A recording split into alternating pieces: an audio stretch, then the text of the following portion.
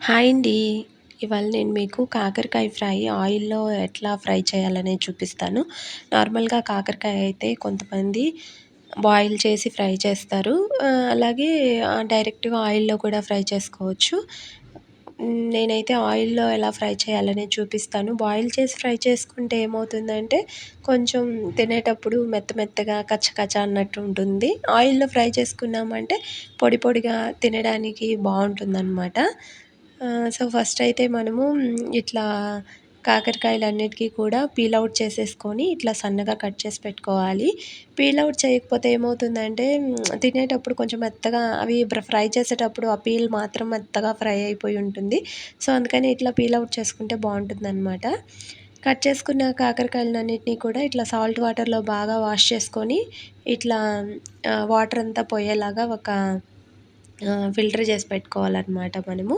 తర్వాత ఏం చేయాలంటే ఒక ప్యాన్‌లో ఆయిల్ వేసుకొని ఆయిల్‌లోకి ఆవాలు, పచ్చిశనగపప్పు, అలాగే కొంచెం మినపప్పు, కరివేపాకు, ఒక 2, 3 తెల్లపాయలు దంచి వేసుకోవాలి. అలాగే సన్నగా కట్ చేసి పెట్టుకున్న ఆనియన్సు, కొంచెం 2 ఎండుమిరపకాయలు ఇట్లా తుంచి వేసుకొని కొంచెం వేగనివ్వాలనమాట.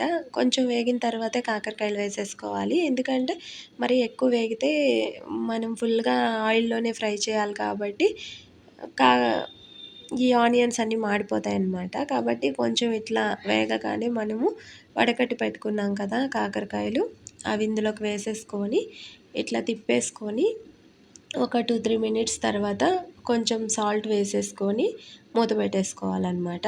ఇట్లా మూత పెట్టుకొని ఫ్లేమ్ అనేది కొంచెం సిమ్‌లో పెట్టుకోవాలి. ఇట్లా సిమ్‌లో పెట్టుకున్న తర్వాత ఏమవుతుందంటే కొంచెం అట్లా బాయిల్ అవుతాయి.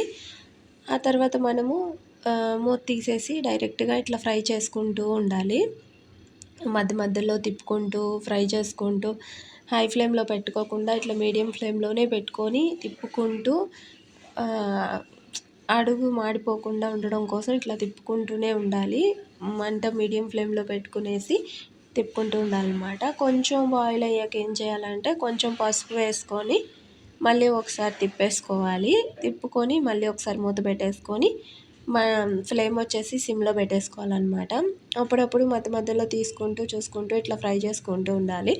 ఇట్లా లో ఫ్లేమ్‌లోనే మనము ఒక 15 మినిట్స్ వరకు మధ్యలో తిప్పుకుంటూ ఫ్రై చేసుకుంటూ ఉన్నామంటే ఇంకా కొంచెం బాగా ఫ్రై అవుతుందనమాట. ఇట్లా మనకి ఎంతసేపు కావాలంటే అట్లాగా మరీ ఎక్కువగా మాడిపోవాలి, క్రిస్పీగా అట్లా ఉండాలి అని అనుకుంటే ఎక్కువసేపు ఫ్రై చేసుకోవచ్చు. లేదు కొంచెం బాయిల్ అయితే చాలు అని అనుకుంటే కొంచెం సేపు ఇట్లా బాయిల్ చేసుకోవచ్చనమాట. ఈలోపు మనము ఈ తాలింపులోకి పౌడర్ అయితే రెడీ చేసుకుందాము.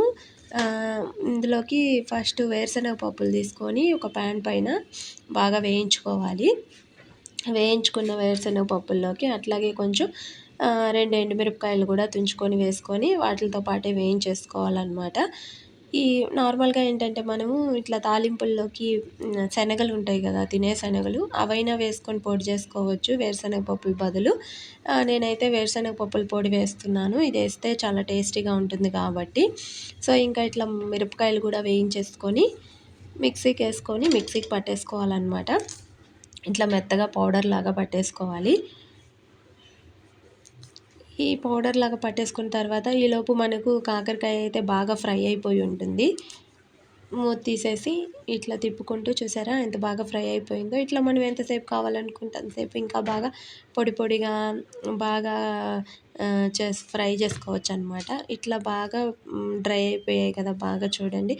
ఇంకెక్కువసేపు మూత పెట్టకూడదనమాట. మూత పెట్టకుండానే మూత లేకుండా ఫ్రై చేసుకోవాలి. ఇప్పుడు చూడండి బాగొచ్చేసాయి. ఇంక ఇందులోకి మనం పట్టుకున్నాం కదా పౌడరు, ఆ పౌడర్ చల్లేసుకొని ఇంకా కా పౌడర్ చల్లేసుకొని ఒకసారి తిప్పేసుకుంటే ఇంక అంతేనండి అయిపోయినట్టే. పౌడర్ వేసాక ఇంకెక్కువసేపు వేయించకూడదు. ఈ వీడియో నచ్చితే లైక్ చేయండి, షేర్ చేయండి, మన ఛానల్‌ని సబ్స్క్రైబ్ చేసుకోండి. Thanks for watching.